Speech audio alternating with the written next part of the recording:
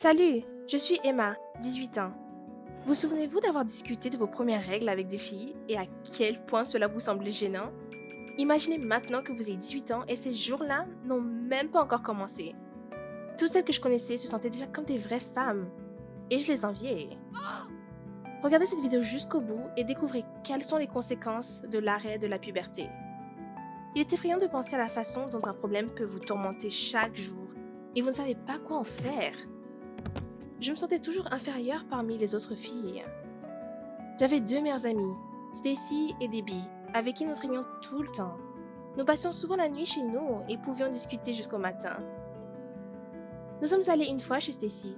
Nous avons bavardé, joué et finalement nous sommes passés à des combats d'oreillers. Debbie a sauté du lit et nous avons remarqué une tache rouge sur son pantalon. J'ai eu peur et j'ai crié que Debbie avait été blessée, mais les filles se sont juste moquées de moi.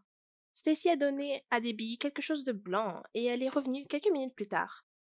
Nous avions 12 ans et il s'est avéré que les filles avaient déjà eu leurs règles. Mes amis pensaient que je plaisantais sur la blessure. Et elles ne réalisaient même pas que mes jours n'avaient pas encore commencé. Mais je leur ai dit avec confiance que je ne les avais pas encore. Elles ont commencé à m'encourager. Elles ont dit que les règles causaient beaucoup d'inconvénients.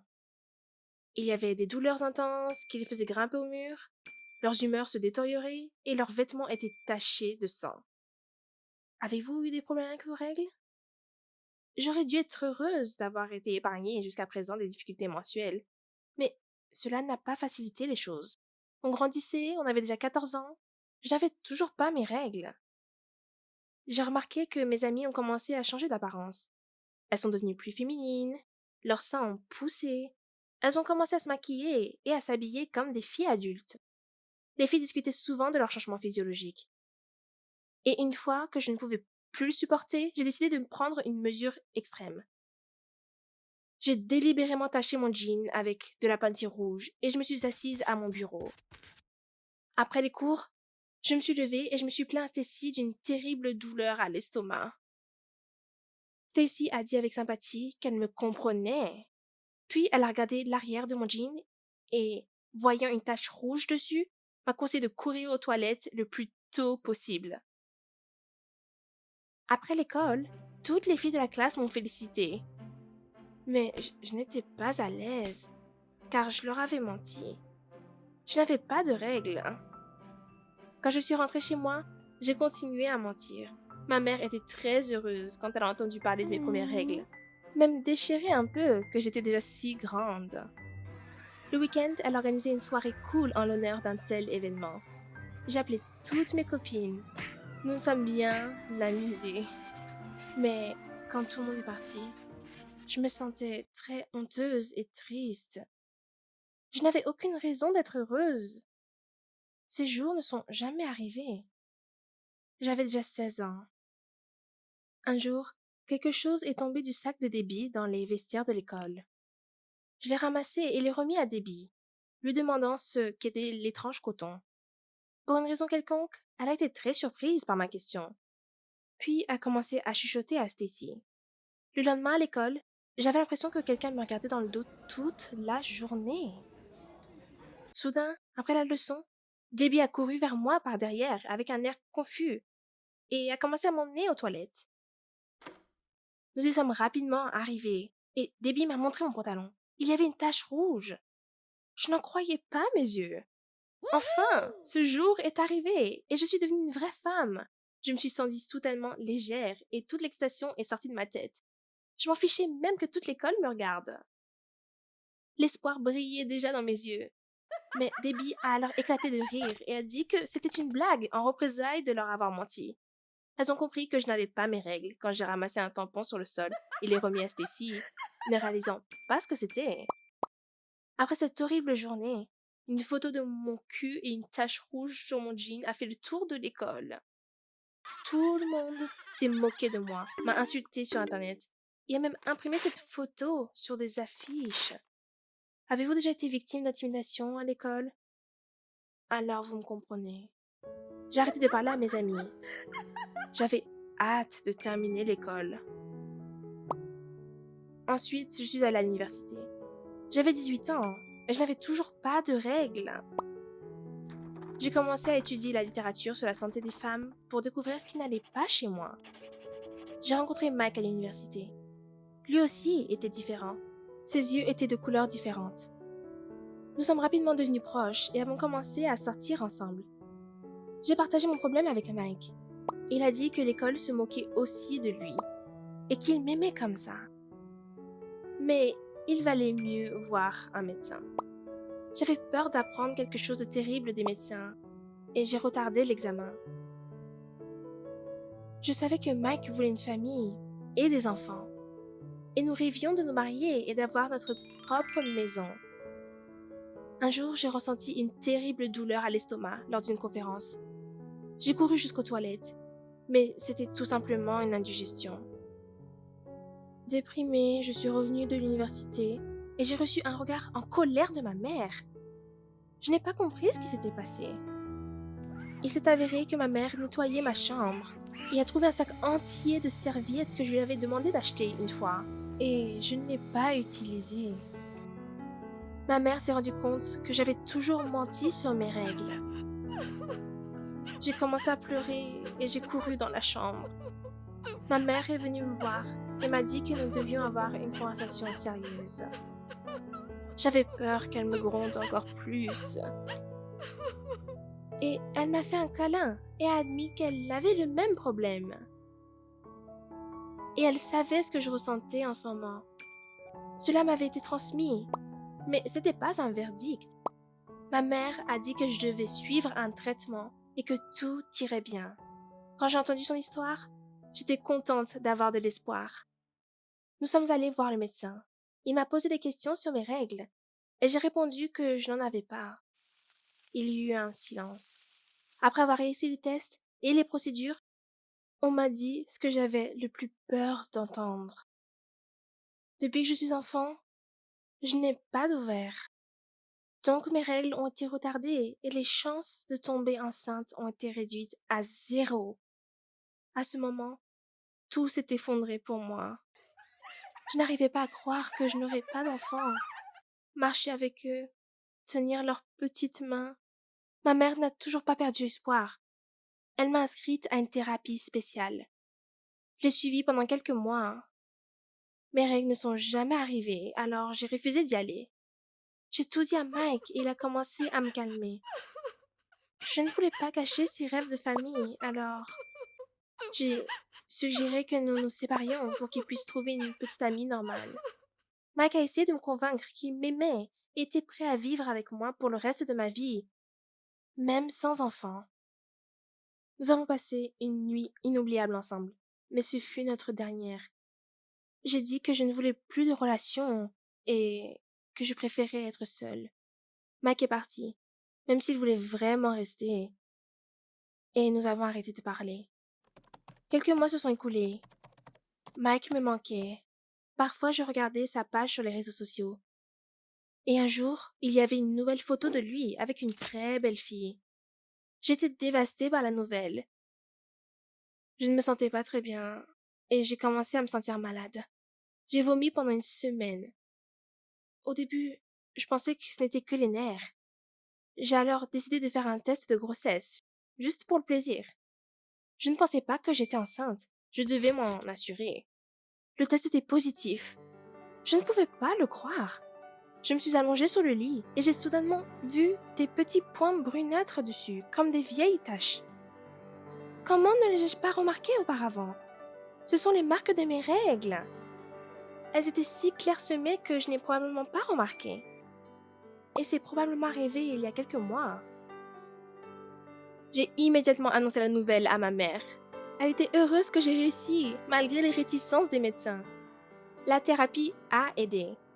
Je voulais vraiment partager ça avec Mike. Mais il avait une nouvelle vie et une nouvelle petite amie. Mais malgré tout, sur les conseils de ma mère, j'ai décidé de l'appeler et il a proposé de se rencontrer. Lors de la rencontre, j'ai dit que j'étais enceinte de son enfant. Mais j'ai compris qu'il en avait une autre. J'ai vu sa photo et j'ai été honnête. Et Mike a dit que c'était sa cousine. Il m'aimait toujours et était heureux d'être papa.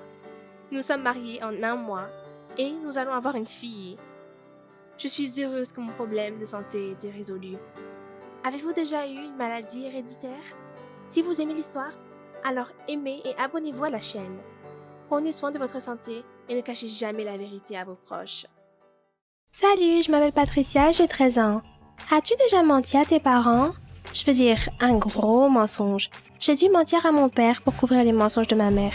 Regardez ceci jusqu'à la fin pour savoir quel genre de secret vos proches peuvent garder. Tout a commencé avec mon retour de l'école plus tôt que d'habitude. J'ai entendu un homme rire dans ma maison. Mais dès que je suis entrée dans la maison, un homme que je ne connaissais pas s'est enfui, enfilant à la hâte des chaussures et tenant une veste. Je n'ai même pas bien vu son visage. Je suis allée voir ma mère à l'intérieur, effrayée à côté d'une table. Elle était nerveuse et regardait d'un côté à l'autre, vers la fenêtre, vers moi, vers la porte. Elle a dit que l'homme était son ancien camarade de classe et qu'il était venu rendre une petite visite pour se remémorer le bon vieux temps.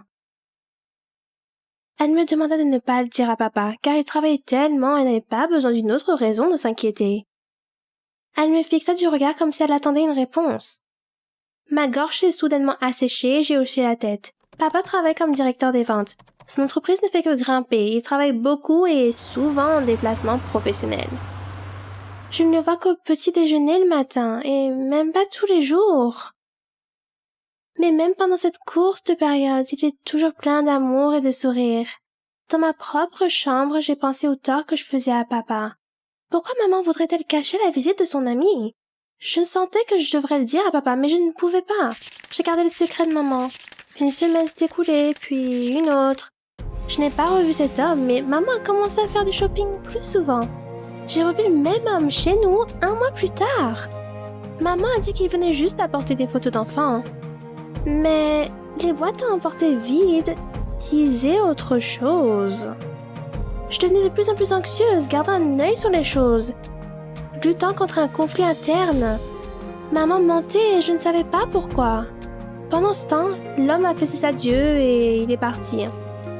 Comme si elle savait ce à quoi je pensais, maman dit. J'ai dit à papa que je recevrais un ami à la maison aujourd'hui. Maman, avec un téléphone fermement accroché au cœur de cette dernière, tomba. Cela ressemblait à un problème qui venait de se résoudre. Sauf qu'il n'y en avait pas. Je l'ai créé. Après cela, j'ai rencontré l'étranger à plusieurs reprises. Je n'ai jamais essayé de lui parler, même s'il l'a fait, en me disant bonjour et comment ça va. Un jour, papa a dit qu'il passerait la nuit au travail. Mais il ne l'a pas fait. Et est entré à la maison pour voir maman et cet homme installé confortablement avec une bouteille de vin. Mais au lieu de piquer une crise, il salua chaleureusement l'homme. Son nom était Franck et papa les rejoignit. Il était tard et j'aurais dû être au lit. Mais papa m'a manqué et je suis allée à la cuisine. Papa était content de me voir et il avait l'air heureux. Tout était sûrement sous contrôle. Il se faisait tard et Franck s'en allait. Il dit qu'il avait passé une belle soirée avec nous et qu'il devait partir. Papa insista pour que Franck passe la nuit ici parce que pourquoi devrait-il dépenser de l'argent pour un hôtel? Mais Franck dit « Mais je vis de l'autre côté de la rue !» Papa avait l'air confus. J'ai entendu lors d'une conversation que maman l'avait présenté comme un ami provenant d'un autre état qui venait de temps en temps parce qu'il ne se verrait pas pendant un long moment après ça. Papa semblait d'accord avec ça, mais Franck recula vers la porte quand papa l'attrapa par le cou. Je ne l'avais jamais vu comme ça, jamais vu autant en colère. Je me suis cachée dans la cuisine. Papa menaça Franck qui essayait de se libérer et criait que maman l'avait induit en erreur. Papa est devenu encore plus fou, se mettant entre maman et Franck. Maman était pâle, dos au comptoir de la cuisine. Et puis, je pense que Franck a réalisé que papa ne s'aiderait pas. Il a commencé à blâmer maman pour être celle qui avait tout commencé. Il a dit que c'était elle qui disait qu'elle divorcerait et voulait que Franck l'emmène avec sa fille dans une autre ville afin que tout le monde puisse vivre la vie qu'il voulait. Papa était choqué. Je me suis effondrée comme un tas sur le sol en pleurant. Cela ne pouvait pas être vrai. Maman n'aurait pas pu dire ces choses. Où le pouvait-elle? Est-ce pour cela que Franck a essayé de me parler tout ce temps? Ma tête tournait et je n'entendais que des morceaux de la conversation sans vraiment tout comprendre.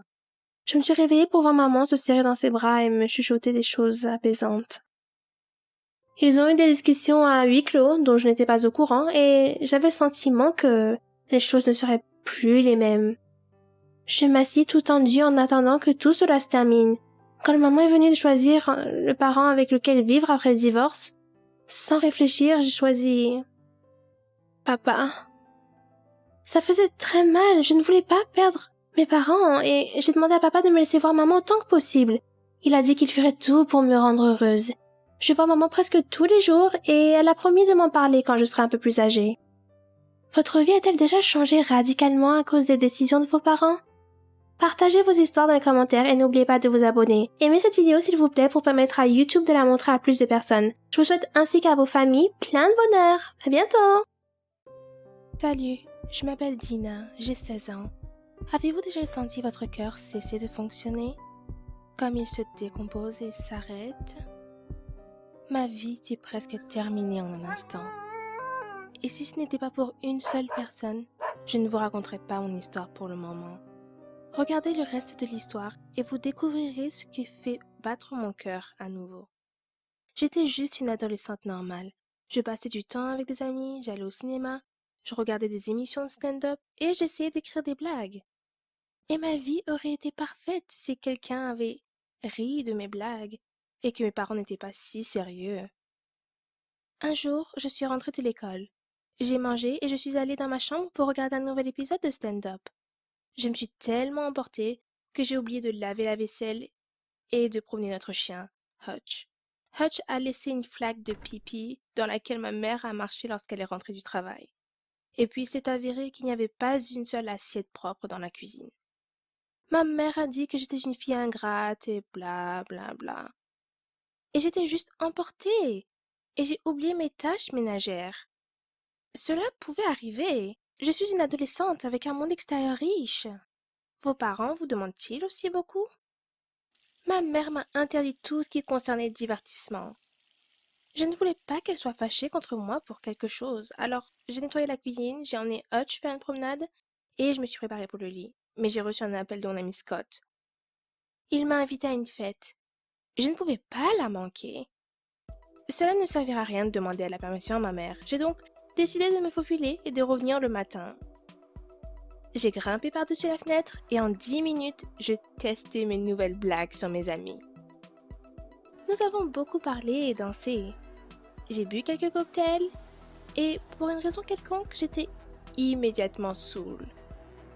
Ma vision s'est brouillée et ma tête a commencé à tourner. Je suis tombée sur les genoux du gars qui était assis à côté de moi et j'ai commencé à m'étouffer. Ensuite, mes amis ont accouru. On commençait à agiter quelque chose, puis le noir complet. Je me suis réveillée dans un lit d'hôpital. Il y avait beaucoup de tuyaux et de fils autour de moi, connectés à d'énormes boîtes qui bipaient. Mon médecin et mes parents sont venus me voir. Maman et papa avaient l'air inquiets. J'ai bu autant hier? Je voulais rentrer inaperçue de la fête, mais apparemment, ça n'a pas marché. J'ai décidé de désamorcer la situation et j'ai dit que la fête d'hier soir était fermée et que je n'avais pas le droit d'en parler à qui que ce soit. Ils me regardèrent tous les trois sévèrement. Ils n'étaient clairement pas à la hauteur de mes blagues. Mes parents se sont assis à côté de mon lit et ma mère m'a dit que ce n'était pas bon pour moi de m'inquiéter maintenant. J'ai demandé à mes parents d'expliquer ce qui se passait. Ma mère a commencé à sangloter et mon père a essayé de la calmer. Le médecin a dit calmement que j'avais eu une crise cardiaque hier, que je venais à peine de me réveiller et qu'on m'avait diagnostiqué une malformation cardiaque. Je ne savais pas ce que c'était, mais ça avait l'air sinistre. J'ai demandé si je pouvais vivre avec. Le médecin a dit que je pouvais, mais sans chirurgie cardiaque, ma vie serait courte. Après ces mots, j'ai réalisé que ma vie allait maintenant changer. J'étais à l'hôpital pendant environ une semaine. Différents médecins venaient tout le temps me demander quelque chose, mesurer quelque chose. Il y avait un gars dans la pièce voisine, Justin. Il avait aussi 16 ans. J'avais besoin d'un peu de compagnie, donc je suis allée le voir. Justin était super. Il aimait aussi les spectacles de stand-up. Justin, comme moi, a été diagnostiqué avec une malformation cardiaque et a suivi un bilan de santé avant l'opération. Il a essayé de me remonter le moral. Nous avions prévu de nous rencontrer et de regarder de nouveaux stand-up quand tout serait fini. Le jour de ma sortie, il a été opéré du cœur. Nous avons échangé des numéros de téléphone et accepté de rester en contact. Je lui ai donné mon cahier avec des blagues. Je voulais qu'il sourie quand il pensait à moi. En réponse, Justin a enlevé sa montre et a dit que je n'avais plus besoin. Je devais subir la même opération cardiaque que lui dans un mois. C'était une montre intelligente avec fréquence cardiaque, tension artérielle, température corporelle et durée de sommeil. Cela a aidé le médecin de Justin à surveiller son état cardiaque et sa santé générale avant l'opération. J'étais contente du cadeau et j'ai remercié Justin. Qu'est-ce que tes amis te donnent le plus souvent? Quand j'ai emballé mes affaires, une femme est entrée dans ma chambre. Je pensais qu'elle était une autre employée de la clinique. Elle m'a posé des questions sur ma santé, ma relation avec mes parents. J'ai ironiquement laissé échapper que mes parents me faisaient toujours travailler autour de la maison quand je voulais juste me reposer. Et si je le pouvais, je vivrais séparément. La femme m'a remerciée et est partie, et je suis rentrée chez moi. J'espérais que tout serait pareil à la maison. Une malformation cardiaque et un mois plus tard, rien de nouveau. Mais la vie continue. Mes parents ont pensé le contraire. Ma vie d'adolescente était terminée. J'étais traitée comme une vieille dame malade. Je n'avais pas le droit de quitter la maison, de m'inquiéter, de manger du gras et de regarder des spectacles toute la nuit. C'était de la torture. Le médecin conseillait à mes parents de m'acheter une montre connectée.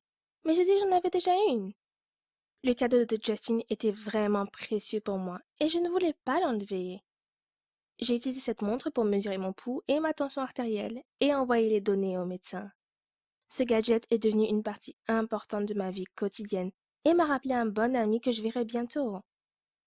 Presque dès mon retour de l'hôpital, j'ai essayé d'appeler Justin, mais il n'a pas répondu. Je l'ai appelé tous les jours, mais personne n'a répondu. Et puis j'ai reçu un autre appel de Scott qui m'a demandé de sortir. J'étais juste fatiguée d'être isolée et je voulais communiquer. Cette fois, j'ai demandé la permission à mes parents. Ma mère était absolument contre. Et mon père m'a enfermée dans une pièce. J'ai commencé à battre la porte verrouillée avec mes mains et mes pieds. Et j'ai senti mon cœur battre. Mais je m'en fichais. Mes parents ne se souciaient pas de mon pouls et de mon sommeil. Par la porte, ma mère m'a demandé en larmes de me calmer et de mesurer mon rythme cardiaque. Cette demande m'a mis en colère. Et j'ai enlevé ma montre et je l'ai jetée par terre de toutes mes forces. J'en avais marre de ces mesures et de ces rapports. Je voulais juste vivre comme d'habitude. J'ai grimpé par la fenêtre et je me suis échappée. Mais je ne suis pas allée voir Scott. J'ai passé la nuit dans un hangar à l'arrière de notre maison. Je réfléchissais à comment vivre ma vie. J'ai appelé Justin plusieurs fois, mais il n'a pas répondu. Le soutien amical me manquait vraiment. Le matin est venu et je suis rentrée chez moi. J'ai décidé d'arrêter de me battre avec mes parents et de leur parler calmement. Mes parents étaient assis dans le salon avec l'étrange femme qui était venue me voir à l'hôpital. Que voulait-elle? Elle s'est présentée comme assistante sociale et m'a demandé pourquoi je n'avais pas passé la nuit à la maison et comment mes parents me traitaient en ce moment. Je ne pensais pas que ça irait aussi loin, hein. Mes paroles à l'hôpital sur l'esclavage étaient juste ironiques. À ce moment-là, j'ai compris que le sort de ma famille dépendait de ma réponse. Et je ne voulais pas causer de problème à mes parents. J'ai dit en plaisantant que j'ai décidé de revenir sur mes paroles et passer la nuit dans la grange. Mais j'ai oublié d'avertir ma mère. Nous allions bien, et mes parents ne m'ont forcé qu'à faire deux choses. Me brosser les dents et me laver les mains. La femme a écouté, ensuite pris mes parents à part, leur a dit quelque chose et est partie. Ma mère a couru vers moi en larmes et m'a prise dans ses bras comme si elle ne m'avait pas vue depuis des années. Elle et mon père se sont excusés d'être allés trop loin. Pendant que nous nous étreignions et nous embrassions tous, mon téléphone sonna. J'espérais que c'était Justine. Mais c'était la voix d'une femme, et elle s'est identifiée comme la sœur de Justine. Annie. J'ai demandé où était Justine. Il y eut un silence en réponse. Puis elle se mit à pleurer et dit que Justine était partie. Surprise, je laissai tomber le téléphone, regardai ma main et me souvint de sa montre que j'avais jetée par terre. En larmes, j'ai couru dans la pièce et l'ai ramassée. Elle fonctionne toujours. J'ai pris mon pouls. Il était tout en haut de l'échelle. Je ne pensais pas que c'était la dernière fois que j'avais vu Justine. Justin n'a pas pu supporter la chirurgie cardiaque. Voilà pourquoi je ne pouvais pas l'atteindre. J'avais tellement mal. Après cela, je n'ai pas pu m'empêcher d'écouter ma mère. Car si je ne suivais pas les instructions des médecins, je trahirais Justin. J'ai continué à prendre des mesures avec ma montre, en me souvenant de lui à chaque fois. Après tout, pour moi, c'était pas seulement une montre, c'était le cœur mobile d'un ami qui n'était plus là. Il me l'a donné comme souvenir, et je la garderai en sécurité comme je l'ai promis. Un mois plus tard, j'ai eu une opération, et elle a été un succès. Je continue de porter la montre de Justin et de lui dédier toutes mes nouvelles blagues, même si personne ne le sait. Si cette histoire vous rappelle quelque chose d'important, veuillez l'aimer et vous abonner à la chaîne. Prenez soin de vous et de vos proches. Salut, je m'appelle Christine. Maintenant, je me prépare à aller à l'université. Et j'apprends à vivre une nouvelle vie. Une vie après le harcèlement. Peut-être avez-vous déjà eu à faire face à un harcèlement obsessionnel. Je pense que les gens fantasment souvent sur ces choses. Et ça a été mon cas. Regardez cette vidéo jusqu'au bout. Je vais vous dire comment l'harcèlement m'a amené à me cacher dans le placard d'un mec. Quand j'ai aimé un gars pour la première fois, j'ai trouvé tous ses réseaux sociaux. J'ai découvert avec qui il communiquait, ce qui l'intéressait, avec qui il était ami, où il allait. J'ai tout regardé. Les fichiers sauvegardés, la géolocalisation, j'ai étudié les profils de ses amis. Et je pensais que je faisais la bonne chose, parce que je voulais en savoir plus sur lui. Je préparais les fondations de notre futur amour. Il était dans sa dernière année, 1 an de plus, quand j'ai eu le courage de lui parler en personne. Il s'est avéré qu'il se souvenait à peine de mon nom, et je savais tout, y compris le nom du chat de sa grand-mère. Nous ne sommes jamais arrivés à ce stade, alors je suis passée à son ami, puis à Jake de l'équipe de basket, puis à Mike qui suivait avec moi des cours supplémentaires de cybernétique. Quand j'ai commencé à marcher discrètement sous les fenêtres de Mike le soir, puis que j'ai déposé un cadeau à sa porte, ses parents m'ont écrit beaucoup de lettres irritantes. Quand il est arrivé à l'école, un psychologue m'a parlé et Mike m'a envoyé un texto pour que je le laisse tranquille. J'ai pleuré à cause de mes sentiments. C'était nul! Mes parents ont décidé de m'aider à commencer une nouvelle vie. Nous avons déménagé et j'ai commencé ma dernière année avec une table rase dans une nouvelle école. Et bien sûr, il est arrivé. Avez-vous déjà fait les mêmes erreurs? Je fais ça régulièrement. Oui, nous ne nous connaissions pas. Oui, il ne savait rien de moi. Mais je savais l'essentiel. Il était beau, il me convenait et il s'appelait Sam. J'ai entendu une fois sa sœur l'appeler pour dîner. J'ai rapidement développé un plan d'approche à travers le faux compte sur le réseau social. Mais Sam ne voulait pas s'approcher de moi. A répondu à plusieurs reprises avec un visage souriant aux pistes que je lui avais envoyées, puis il m'a banni. Il était si taciturne. Il avait un profil tellement vide. Même sa musique préférée ou des photos amusantes n'étaient pas là.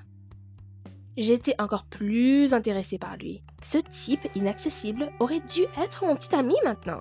Mais à la place, il traînait en ligne et ne prêtait aucune attention à moi. Et il n'a rien posté. J'étais avide d'informations. Je suis passée au plan B et j'ai rencontré sa sœur cadette, Abigail. J'ai appris d'Abby que son frère était un fan ennuyeux des vieux films en noir et blanc. Zut, c'était très mystérieux. Je ne pouvais pas imaginer comment quelqu'un aimerait ça du tout. Je me suis inscrite à des cours de cinéma supplémentaires et j'ai demandé à Abby quel film son frère aimait. À la maison, je les ai mis sur la liste. Cela s'est avéré impressionnant.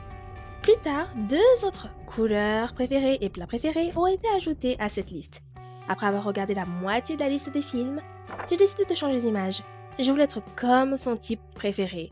J'ai supplié mes parents de prendre rendez-vous avec le coiffeur. Je me suis coupé les cheveux et je les éteins. Pendant les 2 semaines de mes investigations, mes notes ont chuté. Donc mes parents étaient très mécontents. Les questions ont commencé. J'ai fait un vrai drame. J'ai crié que je voulais commencer une nouvelle vie. Que j'avais besoin de changements, de nouveaux choix et de passe-temps. J'ai dépensé mon argent de poche en robe vintage. Dans la section cinéma, je suis devenue la meilleure des meilleures. Et puis, juste au moment où j'allais demander à Sam de sortir pour aller voir un film rare, Abby m'a invité à sa fête d'anniversaire. Oh, c'était une chance! Une sur un millier. Une fête où Sam et moi finirions dans la même maison. J'imagine leurs parents sortis pour la nuit. Une super fête qui commence. Et puis, nous allions voir un film ensemble et nous retrouverions seuls. Mais c'est avéré que Sam ne voulait pas passer du temps avec les amis de sa petite sœur et est allé rester avec des amis toute la nuit. J'étais terriblement bouleversée, mais j'ai récupéré rapidement. J'ai eu toute la nuit pour en savoir plus sur Sam. Personne prêta attention à moi. Alors je me suis glissée dans la chambre de Sam. J'ai regardé autour de son bureau et je n'ai rien trouvé d'intéressant. Des cahiers, des clés USB, des imprimés. Voici la garde-robe! J'ai trouvé quelque chose de très étrange à ce sujet. Il y avait de l'argent là-bas. Beaucoup d'argent! En paquets! J'ai rapidement fermé l'armoire. J'ai dit à Abby que j'étais malade et j'ai couru à la maison. Je me sentais vraiment mal. Un tel argent ne pouvait pas simplement apparaître dans le placard d'un gars qui avait 2 mois et 3 jours de moins que moi. J'ai supposé que Sam était impliqué dans un crime. Mais comment? C'était un gars maigre, avec des lunettes. Il n'avait pas l'air d'un criminel qui pourrait voler l'iPhone de quelqu'un. J'ai décidé que Sam était un hacker et piratait les codes des banques. J'avais plus que jamais besoin d'un allié dans mon enquête.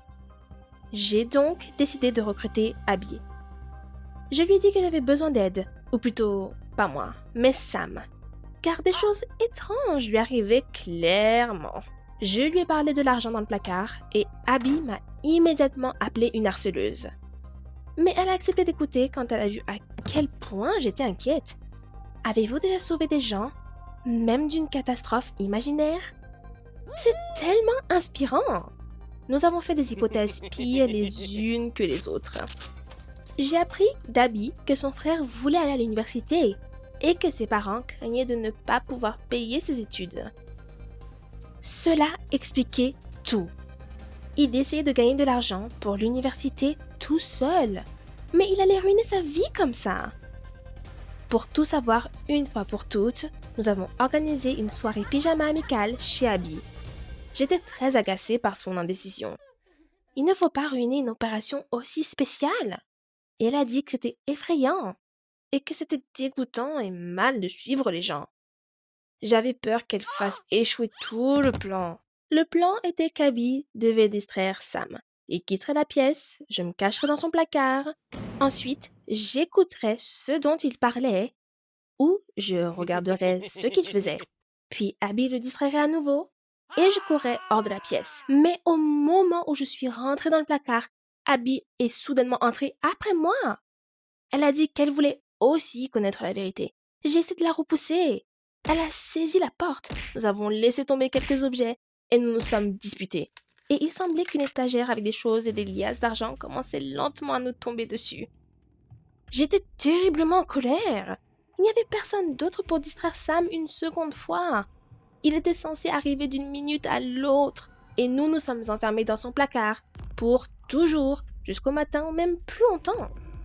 J'ai décrit notre famille dans le placard à Abby et Abby a marmonné quelque chose à propos de mon frère qui allait se brocher les dents et pourrait vouloir aller aux toilettes ou prendre un verre d'eau dans la cuisine. Puis, nous avons entendu les pas de Sam.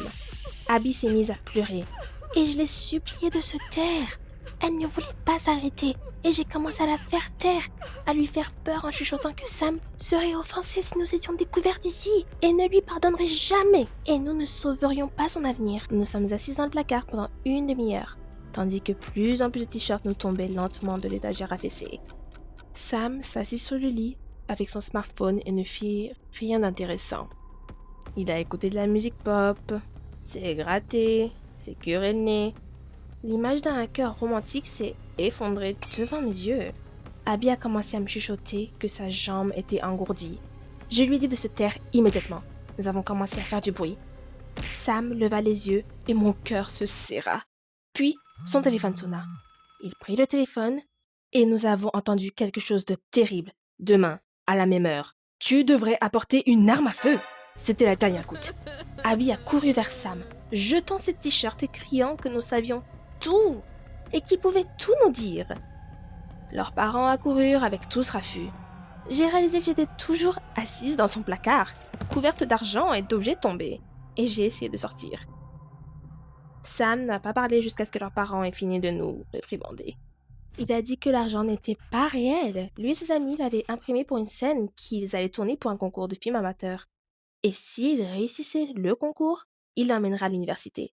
Et si nous fouillions dans le placard, nous trouverions un chapeau avec des fentes pour les yeux et de nombreux autres accessoires intéressants. Je n'ai pas quitté la maison pendant 2 jours, faisant semblant d'être malade et m'inquiétant de mon échec. Il était clair que je n'allais nulle part avec Sam. J'avais encore foiré. Et tout était de ma faute, au lieu d'inviter Sam au cinéma ou même de parler de films. Le 3e jour, je suis allée au miroir et j'ai vu une étrangère. Dans les vêtements de quelqu'un d'autre, avec les cheveux de quelqu'un d'autre, avec les passe-temps de quelqu'un d'autre. Je viens de rentrer du salon de coiffure. J'ai une nouvelle coupe de cheveux. Je l'ai choisie moi-même. Je vais jeter ma liste de films et sortir avec Abby ce soir. Nous avons décidé d'essayer de nous faire des amis, même si elle ne m'a pas encore invité chez elle, et je ne suis pas sûre de vouloir prendre le risque moi-même. N'oubliez pas de vous abonner à la chaîne et d'aimer la meilleure vidéo. Bonjour, je suis Karina et j'ai 13 ans. Avez-vous déjà ressenti que vous vivez une vie misérable? Que vous ne méritez pas tant de malheur? Qu'il se passe trop de choses en même temps? Je suis familière avec ce sentiment. Visionnez cette vidéo jusqu'à la toute fin pour apprendre pourquoi j'ai dû faire semblant d'être muette pour survivre. J'ai grandi dans le ghetto. Notre région n'avait pas de financement et le gouvernement prenait tout. Les gens ordinaires l'avaient presque pire que les pauvres. Par exemple, ma famille était supportée par une aumône. Ça fait depuis que j'ai 3 ans que je marche la nuque tendue. Même jeune enfant, je me suis fait donner une légende. Je me faisais passer pour une muette pour obtenir la pitié des autres. Naturellement, cela fonctionnait. Au début, j'étais gênée de faire semblant. Mais je m'y suis vite habituée. Un jour, un garçon dans la rue me remarqua. Il essaya de communiquer avec moi en employant des gestes. Je ne comprenais pas ce qu'il voulait de ma part. Était-il malade? Je ne pouvais pas quitter le travail. Finalement, il m'écriva une note et quitta. Je l'ai lue en soirée. « Allô, moi c'est Hugh. Mon frère est un activiste qui défend les droits des pauvres. Veux-tu que je te le présente? Parleriez-vous à quelqu'un qui pourrait potentiellement vous sortir d'une mauvaise situation? Il y a beaucoup trop de charlatans dans ce monde pour faire confiance à qui que ce soit. Mais à la fois, il faut avoir espoir parfois, non? J'ai jeté le papier et j'ai essayé d'oublier. Un jour, des journalistes sont venus dans notre district pauvre. Ma mère avait espéré qu'ils nous aideraient à sortir de ce trou et elle a donné une entrevue importante. Et puis, l'épisode dans lequel nous figurions a été coupé pour donner l'impression qu'il n'y avait pas de mendiants dans notre ville. C'est pour cette raison que je ne croyais pas à ces activistes. Tout le monde ne s'en faisait que pour eux-mêmes. Cependant, Hugh est venu me voir le jour d'après. Et le jour d'après. Et le jour d'après. Il voulait me parler. Il me demanda si je connaissais le langage des signes et il essaya de me l'apprendre.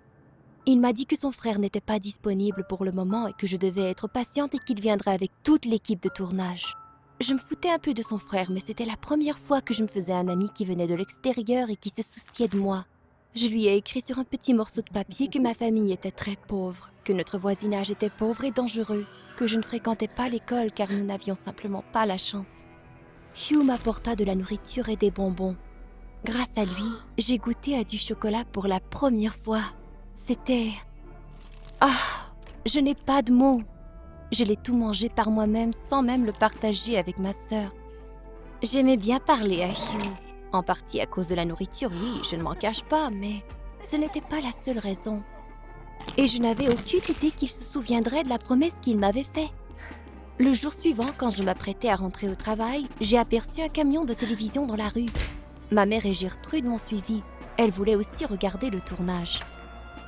J'ai aperçu Hugh dans l'équipe de tournage. Il me remarqua aussi, il était content et se dirigea vers moi en compagnie d'un jeune homme. « Lui, c'est mon frère », dit Hugh. « Je t'en prie, raconte-lui tes conditions de vie. Est-ce que vous mentiriez pour obtenir de l'aide? Est-ce que vous tricheriez pour de l'argent? Depuis toute ma vie, je m'étais menti à moi-même que ma vie était normale. Mais maintenant, j'étais gênée comme auparavant. Avais-je peur des caméras? Qui sait? En bref, je voulais m'enfoncer dans le sol. Et puis ma mère arriva et commença à parler de notre condition de vie, le manque d'argent, le fait que nous ne fréquentions pas l'école et le fait que sa fille aînée, moi, était muette. J'ai voulu l'arrêter, mais je me sentais impuissante à ce moment. Lorsque l'équipe partit enfin, j'ai demandé à ma mère pourquoi elle avait révélé tout ça, car elle-même, tout comme moi, ne croyait pas en la télévision. « Nous devons avoir espoir », qu'elle me dit. Et pour une fois, elle ne se trompait pas. L'entrevue fut diffusée, pas à la télé, mais sur l'Internet. L'entrevue devint très populaire, si populaire que quelqu'un me reconnut même dans la rue. Un compte de dons s'ouvrit au nom de ma famille, dans lequel s'amassa même des fonds. Ma mère était heureuse, et moi, j'étais apeurée. Je me sentais encore plus honteuse maintenant que quand je ramassais des aumônes quand j'étais jeune. J'ai soudain réalisé clairement que j'étais en train de me servir des gens, et qu'à cause d'un mensonge, nous prenions de l'argent de ces gens. Et maintenant, je devrais feindre d'être muette, peut-être même pour le reste de ma vie. Je ne savais vraiment pas quoi faire maintenant, dire la vérité, mais nous venions tout juste de commencer à manger à notre faim et même de nous acheter des vêtements. Je ne pouvais pas priver ma mère et Gertrude de la chance de vivre une vie normale. Mais je finirais par admettre la vérité un jour. Qu'est-ce qui se passerait à ce moment? J'ai alors décidé de prendre une décision terrible et désespérée. J'ai décidé que je devais arrêter de mentir, mais qu'en même temps, j'essaierais d'aider ma famille, préserver leur prospérité. Je devais me rendre vraiment muette. Mais je ne le pouvais pas. Pas parce que je n'avais pas pris ma décision, non. En fait, j'étais si détruite que je ne doutais pas de ma décision du tout. Ma mère apparut dans la salle de bain et commença à crier. « Mais qu'est-ce que tu fais? Arrête !» Et puis elle empoigna les ciseaux de mes mains. J'ai éclaté en sanglots. Elle essaya de me calmer, mais je me suis sauvée de la maison pour marcher, pour respirer, pour me calmer et prendre une décision. Ça m'a aidée un peu. J'ai éventuellement réalisé que j'avais fait une folle de moi et que j'aurais dû attendre que la poussière retombe. Les gens finiraient bien par se calmer, non? Leur attention se dissiperait petit à petit et cela a été nécessaire pour nous permettre de gagner du temps. Plus calme, je suis retournée chez moi, mais j'ai aperçu une foule de gens devant mon entrée. Des hommes portant un uniforme, grâce au ciel ce n'étaient pas des uniformes de policiers, cognaient à la porte. Ils m'ont aperçu et m'ont saisi, essayant de m'amener jusqu'à la voiture, essayant tant bien que mal de me calmer, mais cela n'a fait que me terroriser davantage. Je me suis enfuie, courant vers l'arrière de la maison pour entrer par une fenêtre. À la maison, j'ai aperçu Gertrude qui pleurait. Qu'est-il arrivé? Gertrude, en pleurs, m'a tout dit. Elle avait eu peur lorsque ma mère et moi nous étions chicanés plus tôt. Malheureusement, Hugh n'était pas loin. Elle était allée le voir pensant que j'aurais été avec lui. Elle lui avait révélé ce qui s'était passé entre ma mère et moi, et Hugh... Oh, il pensait que ma mère m'utilisait et me causait des tourments. Merde, merde, merde, merde, merde! Je me suis fâchée contre ma sœur et lui cria « Qu'est-ce qui t'a pris ?» Gertrude se mit à pleurer davantage et je me demandais vraiment quoi faire. Hugh avait contacté les services sociaux et maintenant tout le monde pensait que ma mère était un tyran familial. Des foules de journalistes s'amèneraient, la police arriverait sûrement. C'était presque certain. La fille avait essayé de se blesser en raison de sa mère. Oh mon Dieu, pourquoi cela s'était-il passé? Ce n'était pas ce que j'avais en tête.